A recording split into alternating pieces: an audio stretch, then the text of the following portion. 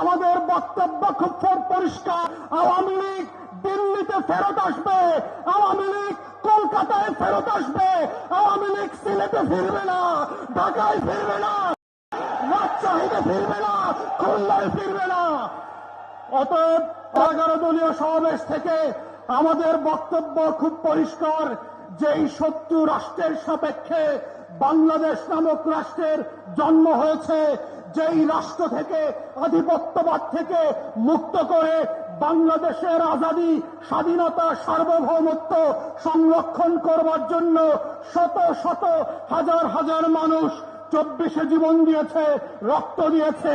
সেই রক্তের সাথে শুধু আওয়ামী বুদ্ধিজীবী না, বাংলাদেশের কোন সরকারি দলকে গাদ্দারি করতে দেওয়া হবে না। আমরা সরকারি দলকে বলছি পরিষ্কার করে, যদি আওয়ামী লীগকে পুনর্বাসন করবার চেষ্টা করেন তাহলে আপনারা 17 বছরের রাজনৈতিক রোজা রাখার প্রস্তুতি নেন। আপনাদেরকে আবার রোজা রাখতে হবে, ক্ষমতার ইফতার আপনাদের মিলবে না। আমাদের নতুন সরকারকে আমরা বারবার মনে করিয়ে দিচ্ছি, 24-এর গণ অভ্যুত্থানের যেই ওয়াদার উপরে ভিত্তি করে আপনারা ক্ষমতা এসেছিলেন, তার অন্যতম ওয়াদা ছিল হচ্ছে বিচার এবং সংস্কার। সেই জায়গা থেকে আমরা গত 1.5 বছর দেখেছি আপনারা নির্বাচন নিয়ে যতটা উদ্গ্রীব ছিলেন ততটাই বেকফল ছিলেন হচ্ছে আপনারা বিচার এবং সংস্কার নিয়ে।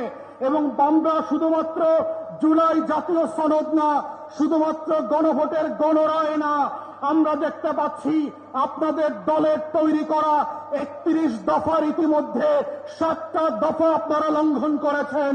যেই রাজনৈতিক দল নিজের করা ওয়াদা জাতির সাথে রক্ষা করে না, তারা জাতীয় জুলাই সনদ, গণভোটের গণরায় কিভাবে রক্ষা করবে?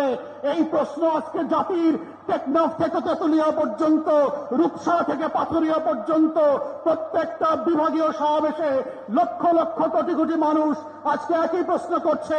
এবং আমরা আজকে এই প্রশ্ন জাতির সাথে করতে চাই, সরকারকে মনে করিয়ে দিতে চাই, যেই ব্যক্তি, যেই দল নিজের করা ওয়াদা নিজের সাথে রক্ষা করে না, তাকে আমরা কিভাবে বিশ্বাস করব? আপনি তো আপনাকে বিশ্বাস করেন না, আপনি তো আপনার দলকে বিশ্বাস করেন না, আপনারা তো আপনার 31 দফাকে বিশ্বাস করেন না।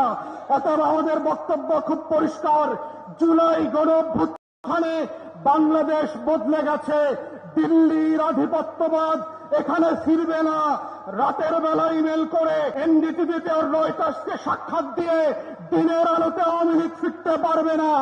অতএব দিল্লিকে বলছি, আপনাদের পলিসি পরিবর্তন করেন।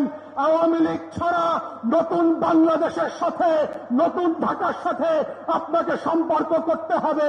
পুরাতন আওয়ামী লীগের বাংলাদেশ আর ফিরবে না, আপনার আধিপত্যবাদও ফিরবে না।